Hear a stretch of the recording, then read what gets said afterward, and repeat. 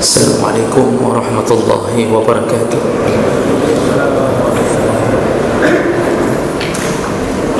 Innal hamdalillah nasta'inuhu wa nastaghfiruh wa na'udzu bihi min shururi anfusina wa min sayyiati a'malina. Man yahdihillahu fala mudilla lahu wa man yudlil fala hadiya lahu. Asyhadu an la ilaha illallah wahdahu la syarika lahu wa asyhadu anna Muhammadan 'abduhu wa rasuluhul karim. Allahumma salli wa sallim ala nabiyyina al-Mustafa Muhammadin wa ala alihi wa ashabihi ajma'in. Amma ba'd. Rabbi shrah li sadri wa yassir li amri wahlul 'uqdatam min lisani yafqahu qawli. Segala puji bagi Allah, kemudian salawat dan salam kepada Rasulullah, pada keluarga dan seluruh sahabat-sahabatnya yang Allah muliakan insyaAllah, bapa-bapa dan ibu-ibu jemaah salat maghrib dan isya yang telah berhadir, dan semoga kedatangan kita di tempat yang mulia ini tercatat sebagai pahala di sisi Allah Subhanahu wa taala. Bapak Ibu yang dimuliakan Allah, di pertemuan kita yang terakhir kita baru selesai membahas tentang di antara fadilah surat Ibrahim, dan mulai malam ini kita akan membahas tentang fadilah surat Al-Kahfi, karena setelah surat Ibrahim, Al-Hijr, kemudian An-Nahl, saya tidak mendapatkan dalil-dalil khusus yang menyatakan tentang keutamaan surat tersebut. Kemudian surat Bani Israel atau surat Al-Isra belum kita bahas karena masih dalam proses pencarian tentang dalil-dalil apakah sahih atau tidak yang menyatakan beberapa fadilahnya. Jadi saya tunda dulu. Kalau tidak saya temukan yang sahih atau tidak bisa dipertanggungjawabkan, maka kita tidak membahasnya. Kita masuk ke pembahasan setelah surat Al-Isra, yaitu surat Al-Kahfi. Nah, ini yang banyak ditemukan dalil-dalil yang bisa dipertanggungjawabkan tentang keutamaan membaca surat Al-Kahfi. Surat ini Makkiyah, artinya dia diturunkan ketika Nabi berada di Makkah. Terdiri dari 110 ayat dan disebut dengan Al-Kahf. Kahfun itu bermakna gua, karena salah satu inti yang diceritakan adalah proses penyelamatan iman yang dilakukan oleh beberapa pemuda yang bersembunyi dari kezaliman raja. Jadi disebutlah surat ini dengan surat Al-Kahfi, walaupun di dalamnya tidak hanya menceritakan masalah pemuda-pemuda ini. Di dalamnya banyak menceritakan tentang persiapan dan akhir zaman, tentang kisah Nabi Zulkarnain yang telah memagari Ya'jud Ma'jud, pergerakan Ya'jud Ma'jud, dan itu akan kembali hadir di akhir zaman menjelang kiamat. Jadi surat Kahfi ini sangat erat kaitannya dengan persiapan menuju kiamat. Oleh karena itu, kenapa surat Kahfi ini disunnahkan untuk membacanya di hari atau malam Jumat? Salah satu hikmahnya adalah dalam tafsir disebutkan karena kiamat terjadi di hari Jumat. Dipastikan kiamat terjadi di hari Jumat, maka yang tidur di malam Jumat selalulah siap-siap, karena bisa jadi besoknya kiamat. memang bahasa-bahasa Nabi tentang tanda-tanda kiamat itu semuanya pasti benar kalau benar-benar berasal dari Nabi. Dan persiapan untuk menghadapi kiamat salah satunya adalah memperbanyak baca surat Al-Kahfi. Nanti akan disebutkan fadilahnya, salah satunya adalah persiapan menghadapi fitnahnya Dajjal. Sampai hari ini Bapak Ibu, kita baru bisa membuktikan satu perkataan ke perkataan yang lain dari Nabi tentang tanda-tanda kiamat setelah kita melewatinya atau kita sedang berada di dalam proses itu. Kalau tidak, kita tidak tahu juga. Nabi banyak sekali menyebutkan hadis-hadis tentang sebelum terjadi kiamat akan terjadi ini dan itu. Jadi kita ini baru tahu, saking sedikitnya ilmu kita, baru tahu setelah terjadi. Contoh, Nabi mengatakan berdasarkan hadis Abi Hurairah, lan taqum as-sa'ah, tidak akan terjadi kiamat kecuali kalau sudah terjadi beberapa perkara. Di antaranya adalah banyaknya terjadi gempa, kasratuz zalazil, banyaknya terjadi gempa. Dan sekarang lihat gempa, Masya Allah, berulang-ulang dengan lokasi yang berbeda. Ini berarti sudah menunjukkan kita hampir menyelesaikan dimensi dunia. Lalu Nabi sambung lagi dengan mengatakan wa yataqarabuz zaman, waktu semakin cepat, yataqarab. Dan lihatlah psikologi perasaan kita beda dengan psikologi perasaan orang dulu. Kita baru selesaikan Jumat, sudah Jumat lagi. Baru kemarin kita ketemu, sudah ketemu lagi. Sampai ada yang bosan ketemu terus. Baru Ramadan, ini sudah hampir habis Syawal. Ada yang belum puasa Syawal. Tidak lama sudah Ramadan lagi. Orang umur 60 tapi terkesan muda, karena umurnya begitu cepat berlari, fisiknya tidak lari-lari. Dan ini tanda cepat sekali waktu berlalu. Lalu Rasulullah mengatakan lagi wa kasratul haraj, banyaknya terjadi pembunuhan. Nah, disambung dengan hadis yang lain, dalam riwayat yang lain ditanya oleh sahabat, siapa bunuh siapa ya Rasulullah? Rasulullah menyebutkan, karena dari dulu bunuh-membunuh biasa. Nah, arti biasa, dulu pun terjadi pembunuhan. Masa Nabi perang itu hal yang biasa. Tapi tanda kiamat, siapa bunuh siapa? Lalu Nabi mengatakan, orang dekat membunuh orang dekat. Ayah bisa bunuh anak, anak bunuh ayah, suami bunuh istri, istri bunuh suami, paman bunuh keponakan, keponakan bunuh paman.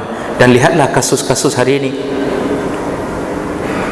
75% kasus yang terjadi soal pembunuhan dibunuh oleh orang yang terdekat.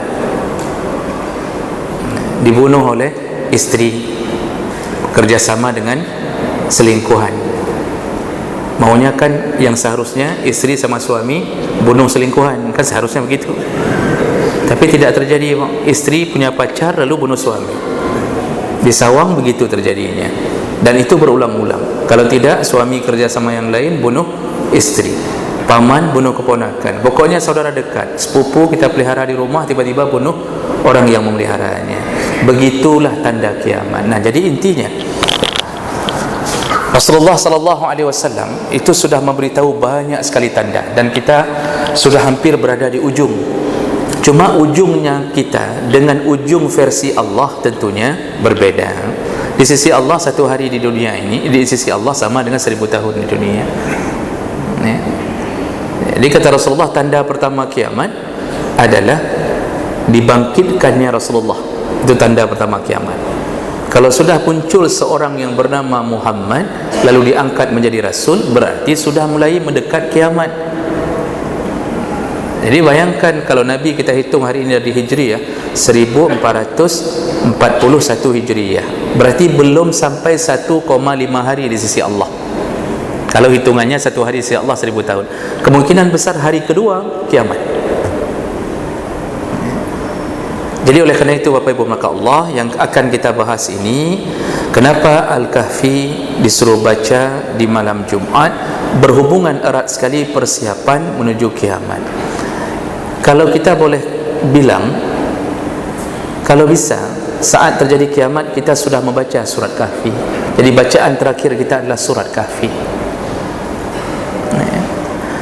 Baik, untuk lebih detail mari kita lihat hadis-hadis Nabi SAW tentang fadilah surat Al-Kahfi.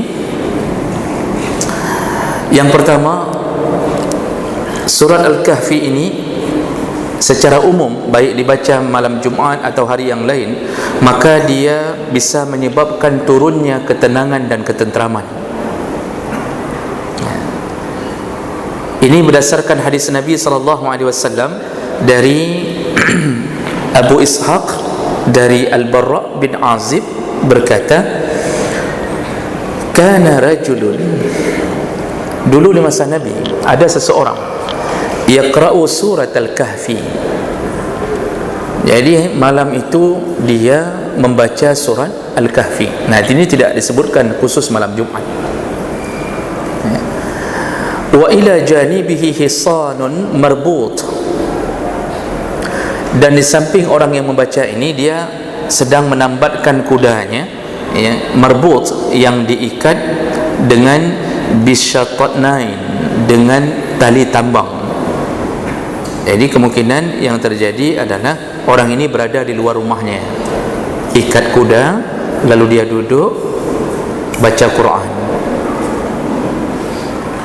Jadi enggak mesti baca Quran itu harus mencari tempat dalam rumah, dalam masjid, tidak. Karena baca Quran boleh dilakukan bagaimanapun, boleh dalam keadaan berdiri, boleh dalam keadaan duduk, boleh ala junubihim, boleh dalam keadaan berbaring, tidak mengapa. Yang penting baca Quran itu syaratnya yang disepakati oleh jumhur ulama adalah berwuduk. Sunnah berwuduk kalau baca, tapi kalau menyentuhnya langsung dengan mushaf wajib wuduk. Itu bedanya Bapak Ibu maka Allah. Kalau hanya membaca tanpa menyentuh, sunnah berwuduk. Kalau menyentuh mushafnya wajib wuduk. Dengan dalil surat Al-Waqi'ah, la yamassuhu illal mutahharun. Al-Quran itu tidak boleh disentuh kecuali bagi orang yang suci.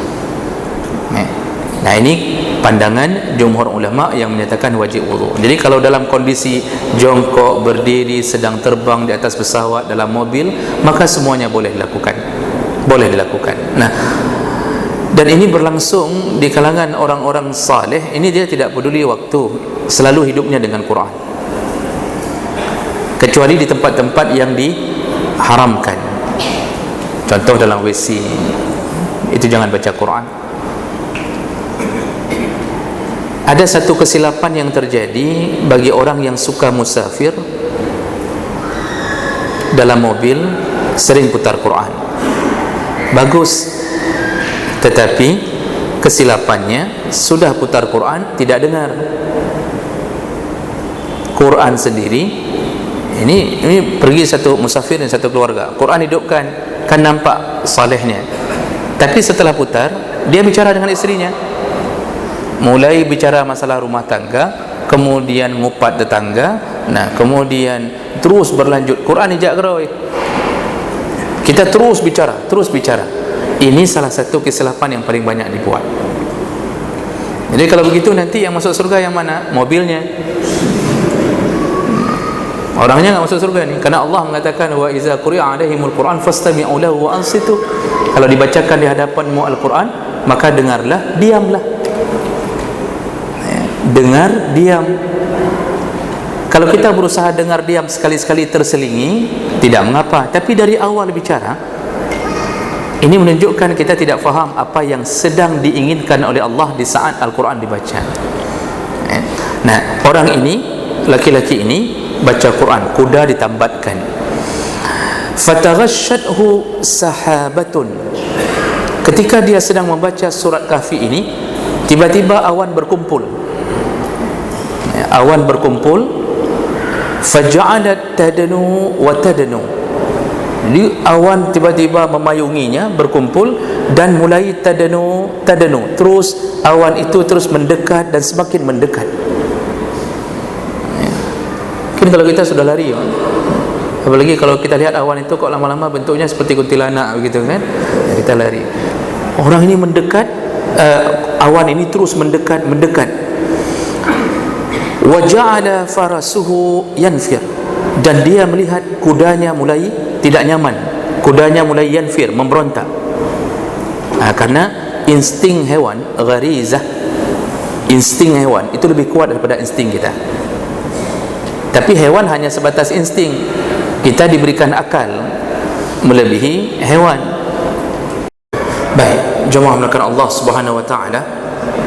Jadi ketika awan itu turun, disebutkan bahawa kuda ini mulai memberontak, jadi mulai tidak nyaman. Falamma asbaha, jadi orang ini melihat keadaan seperti itu, dan ketika datangnya waktu subuh, ini kejadiannya dia baca surah Al-Kahfi malam. Ketika datang waktu subuh, atan Nabi sallallahu alaihi wasallam, dia mendatangi Nabi sallallahu alaihi wasallam. Fa zakara zalika lahu, lalu dia menceritakan keadaan yang tadi malam dialaminya kepada Nabi sallallahu alaihi wasallam. Dia ceritakan bahawa tadi malam ketika dia baca surat Kahfi, tiba-tiba awan menggumpal dan turun. Faqala, lalu Rasulullah berkata, sudah mendengarkan itu, Rasulullah berkata, tilkas sakinah tanazzalat bil Quran, itu adalah ketenangan yang turun bersama bacaan Al-Quranmu. Jadi dalam riwayat Tirmizi, Rasulullah menyebutkan tilkas sakinah nazzalat ma'al Quran atau nazzalat 'alal Quran. Itulah ketenangan yang Allah kirimkan, yang turun bersama Al-Quran atau kepada Al-Quran. Jadi ini tidak mesti terjadi begini keadaan fisik awan. Yang diinginkan penjelasannya oleh Nabi, Al-Quran itu terutama pada surat Al-Kahfi yang dibacakan, itu menyebabkan orang yang membacanya tenang, orang yang membacanya merasa tentram, ada rasa nyaman, ada rasa seperti hilang masalah, seperti lepas dari masalah besar. Nah, ini salah satu daripada apa yang Allah beri kepada orang yang membaca surat Al-Kahfi. Sebenarnya secara umum semua ayat Quran menyebabkan tenang. Ala bi zikrillahi tatma'innul qulub. Menzikirkan atau mengingat Allah menyebabkan ketenangan hati. Tenang hati ini maksudnya bukan selesai dari masalah, tetapi Allah buat kita mampu menghadapi masalah itu dengan tenang. Di sini Nabi menyebutkan tilkas sakinah. Sakinah itu kenyamanan fisik, kenyamanan hati. Waktu Adam setelah diciptakan, Allah menyebutkan kepada Adam, uskun anta wa zawjukal jannah. Allah memakai kalimat uskun. Tinggallah engkau wahai Adam, uskun, dengan sakinah, dengan istrimu di dalam surga. Tinggal dalam surga, Allah pakai kalimat sakinah, menunjukkan siapa yang tinggal di surga dia akan mendapatkan ketenangan, fisiknya tenang, hatinya tenang. Begitulah orang yang bergaul dengan Al-Quran, terutama dalam fadilah ini surat Al-Kahfi. Jadi kapanpun membaca surat Kahfi, salah satu fadilahnya adalah mendapatkan ketenangan. Sekali lagi, tidak mesti harus turun awan. Ini mungkin terjadi pada beliau, tapi belum tentu terjadi pada orang yang membaca surah Al-Kahfi di malam-malam yang lain. Jadi enggak usah ngetes-ngetes bapak baca di belakang rumah, lalu lihat-lihat hana go awan, pushi pegah awan, hana ada go.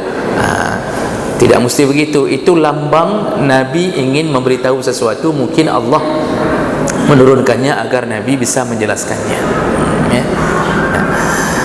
Orang kalau sudah tenang Bapak Ibu, bagaikan tinggal di surga. Hatinya bagaikan tinggal di surga. Jadi orang sudah tenang, itu keluarlah sifat-sifat yang baik. Karena surga itu tidak ada keburukan. Orang yang sering baca Kahfi, dengan bahasa Nabi diturunkan ketenangan, dia akan tenang dalam segala hal. Dia akan nyaman dalam segala hal.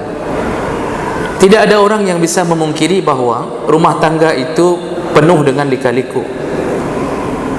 Bohong kalau ada orang yang mengatakan tidak pernah punya masalah dalam rumah tangga semenjak 50 tahun menikah. Bohong. Pasti bohong. Umar bin Khattab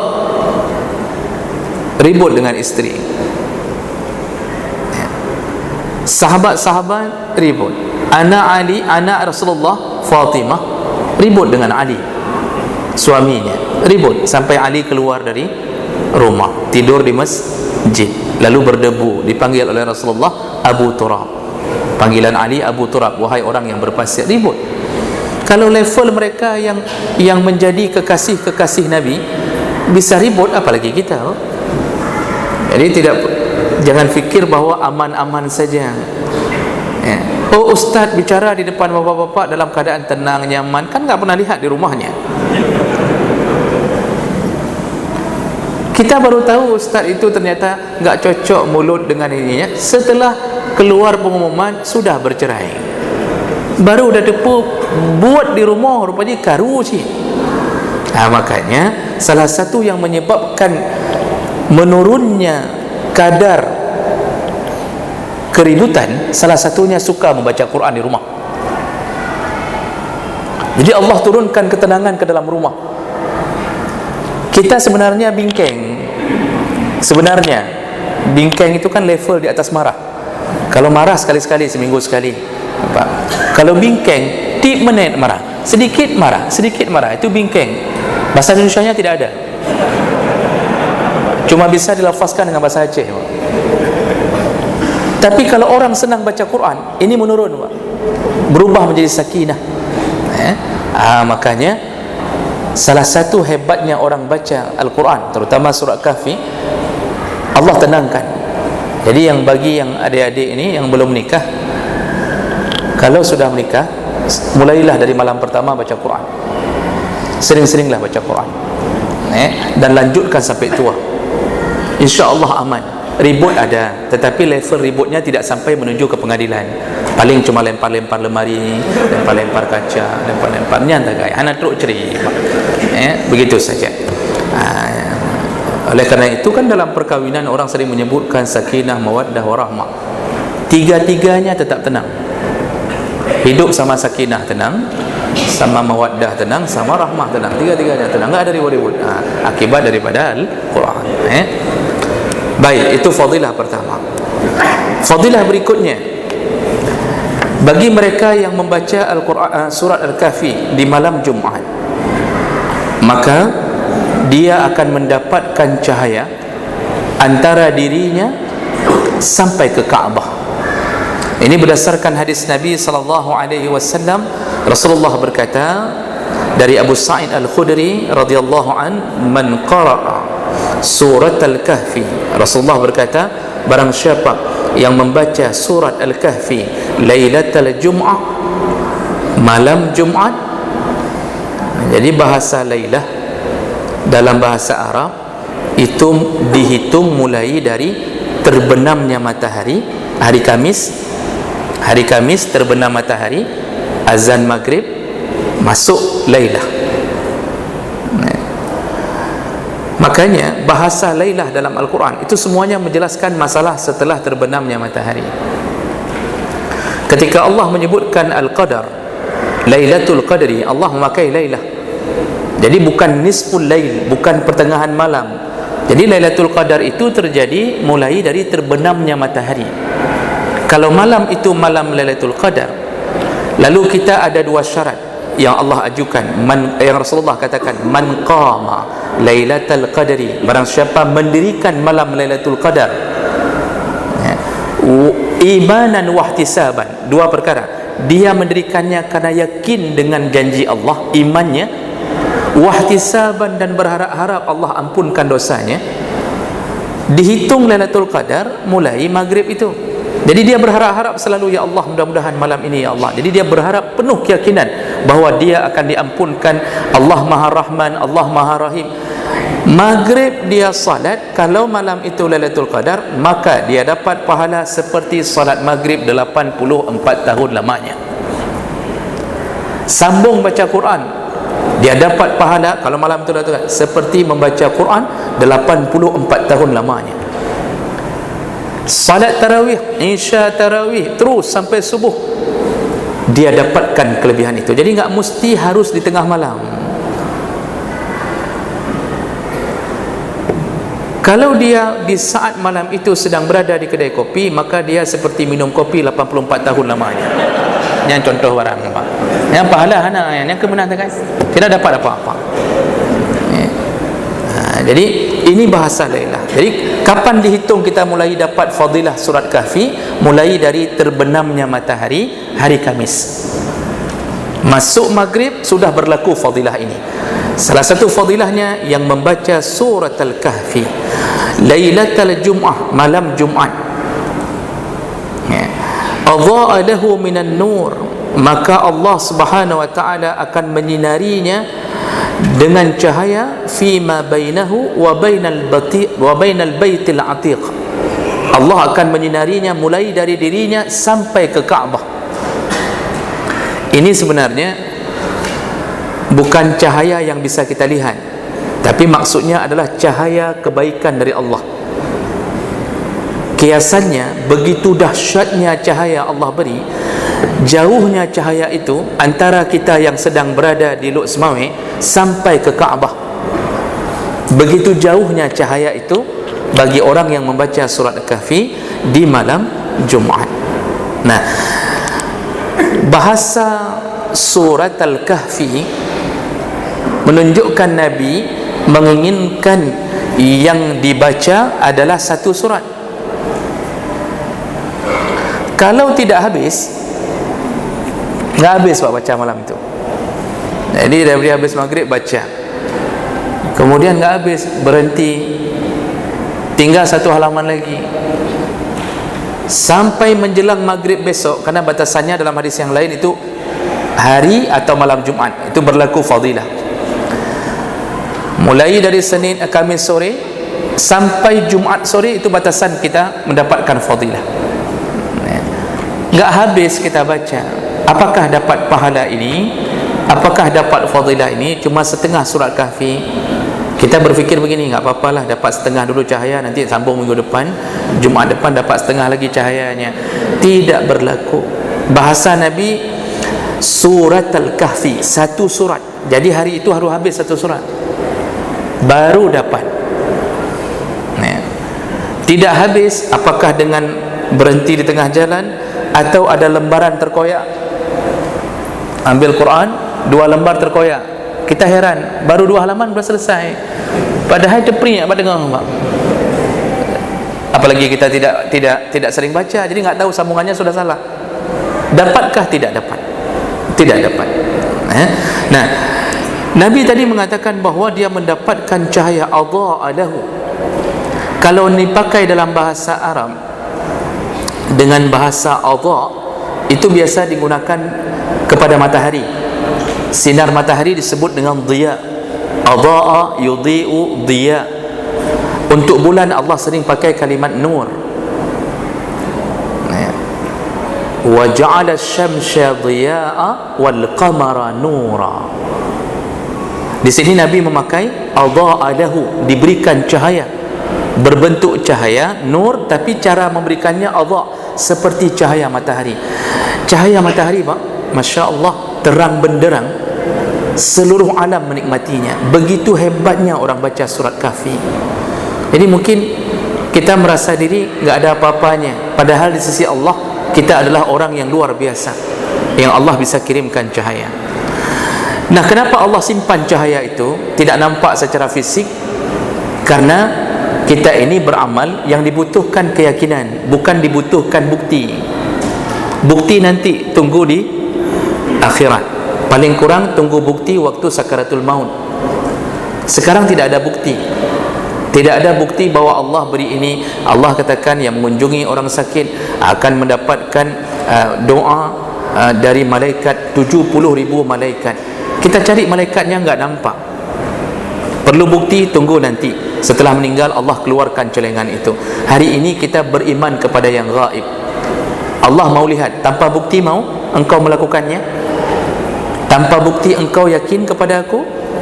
Makanya iman itu percaya, yu'minuna bil ghaib, percaya kepada yang gaib. Yang diberi kuasa untuk membuktikan, mengetahui bukti-bukti itu ya Nabi sallallahu alaihi wasallam. Nabi diizinkan untuk melihat bukti, untuk mengetahui bentuk fisik, kalau begini pahalanya ini, itu bisa diizinkan kepada Nabi, ya. Fadilah berikutnya,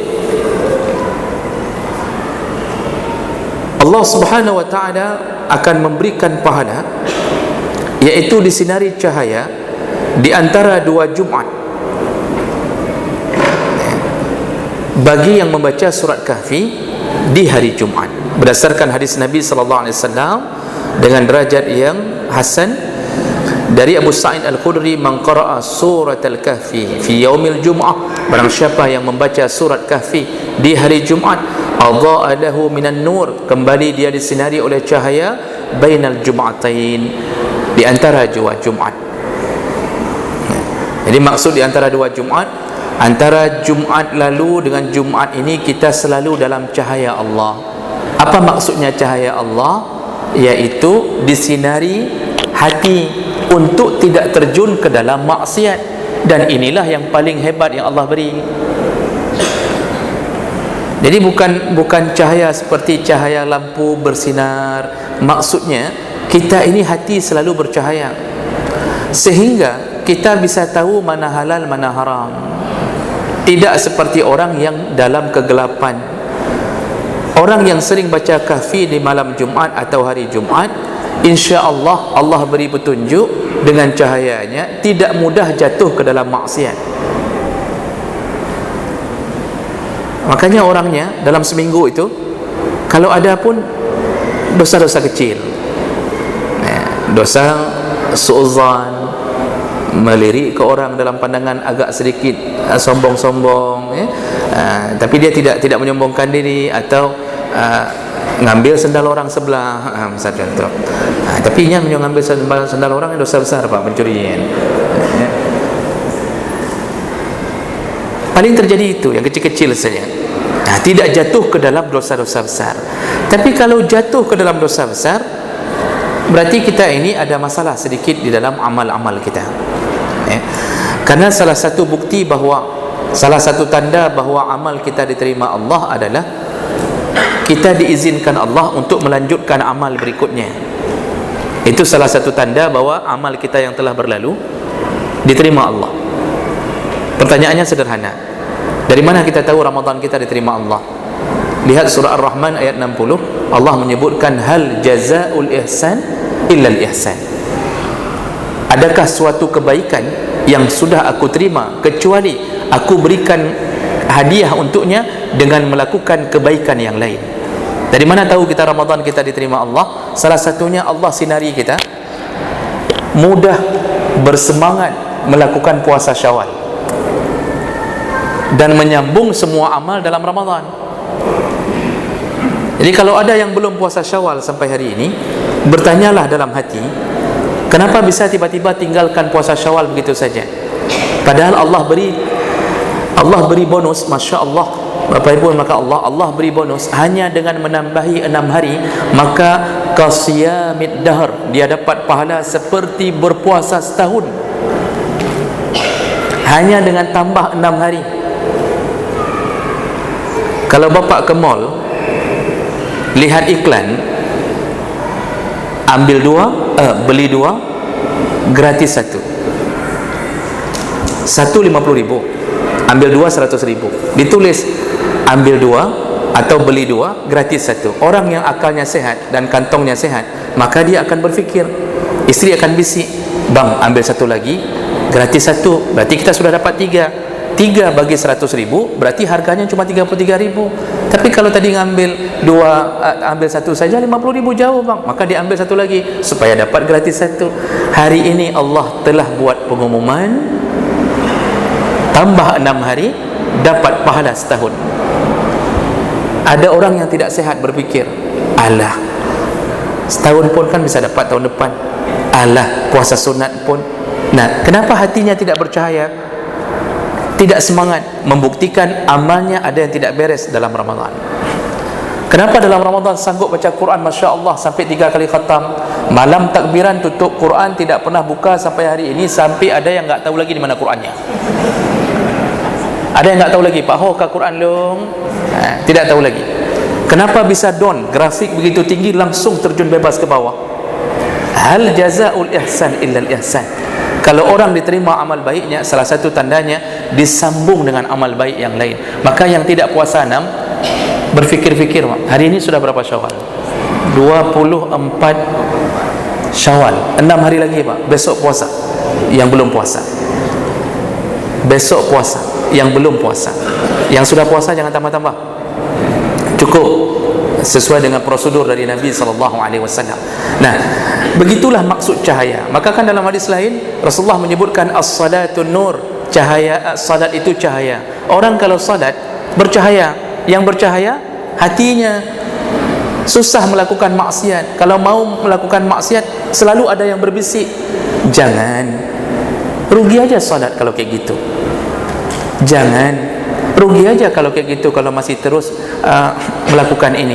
Nah, ini bahasa hati yang membisikkan malaikat. Kenapa selalu dapat itu? Hatinya diberi cahaya. Maka salah satu fadilah surat Kahfi, orang diberi cahaya hatinya ya, untuk terus melakukan kebaikan. Nah, kemudian berikutnya 1 menit lagi pada menit tu Ustaz ya. 1 menit lagi Ustaz.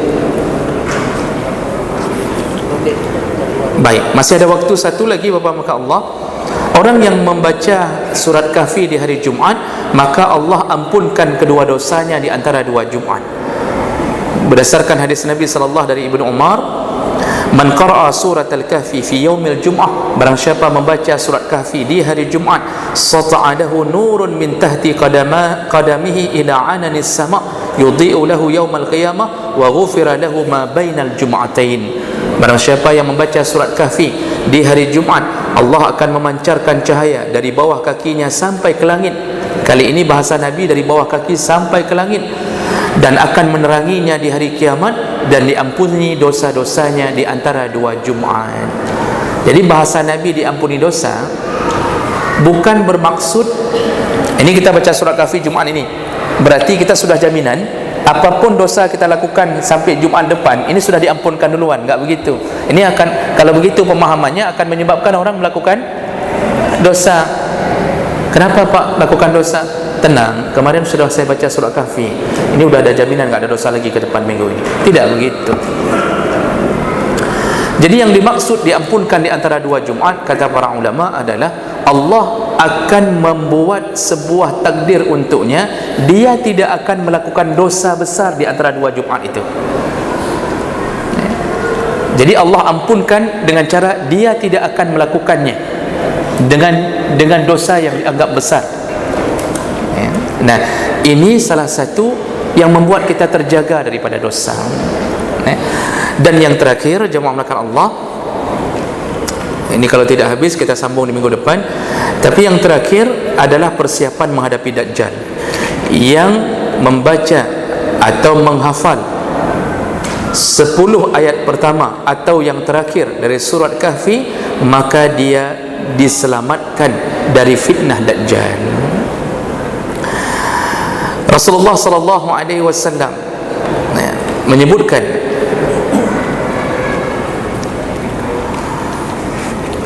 man hafidha 10 ayatin min awwali suratil Kahfi usima lahu minad Dajjal. Barang siapa yang menghafal 10 ayat pertama dari surat Al-Kahfi, maka dia akan diselamatkan dari fitnah Dajjal. Hadis riwayat Muslim. Diselamatkan dari fitnah Dajjal selamat dari fitnahnya, bukan selamat dari pembunuhannya. Fitnah Dajjal terbesar apa? Kata Nabi, fitnah yang paling kutakuti dari umatku adalah fitnah Dajjal. Tidak ada yang lebih besar dari fitnah Dajjal. Dajjal bisa mengalihkan iman, dialihkan iman. Jangankan Dajjal, orang hari ini Pak bertemu dengan abang ganteng pindah agama, maka abang ganteng itu sebenarnya perwakilan Dajjal. Pindah agama itu belum ketemu Dajjal. Kalau ketemu Dajjal yang sebenarnya, lebih dahsyat rayuannya. Maka seringlah baca 10 ayat pertama dan terakhir surah Kahfi. Allah akan selamatkan dari fitnah Dajjal. Dan ini ada beberapa hadis yang perlu kita jelaskan masalah ini. Nanti insyaAllah kita sambung penjelasannya lebih detail di pertemuan yang akan datang. Untuk malam ini kita cukupkan dulu sampai di sini, dan insyaAllah semoga yang berhadir Allah telah catatkan pahala untuknya, dan semoga Allah Subhanahu wa taala mengumpulkan kita kembali di dalam surganya. Amin ya rabbal alamin. Subhanakallahumma bihamdik asyhadu an la ilaha illa anta astaghfiruka wa atubu ilaik. Wassalamu alaikum warahmatullahi wabarakatuh.